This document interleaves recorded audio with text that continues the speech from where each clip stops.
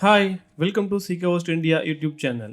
In this video, we will see how to enable, disable and reconfigure two-factor authentication in cPanel.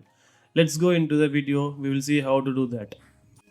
First, log into your cPanel using your login access. After entering into cPanel, kindly search two-factor authentication in your search box. Once you are entered into two-factor authentication option, there you can see setup two-factor authentication. Kindly click on that. There you can use the QR code to enable two-factor authentication. Also, you can use account and then private key to enable two-factor manually. So kindly install Google Authenticator in your mobile device and scan the QR code to enable the two-factor authentication. If you are not able to scan the QR code, you can use private key to enable the two-factor authentication.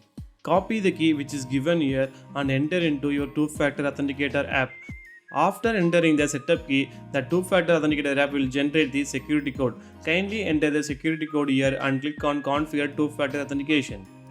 After clicking the configure button, the two-factor has been enabled successfully. After enabling the two-factor authentication, kindly click on go back. Here you can reconfigure the two-factor authentication. Kindly click on reconfigure button. So it will take you the same process which you have done already. Here you can overwrite your 2FA configuration. Kindly scan the QR code or enter the private key manually to reconfigure your 2FA. Once the two-factor authentication is reconfigured, the previous key will not work. Kindly enter the new one which is generated now in your security code and click on configure to reconfigure your 2FA.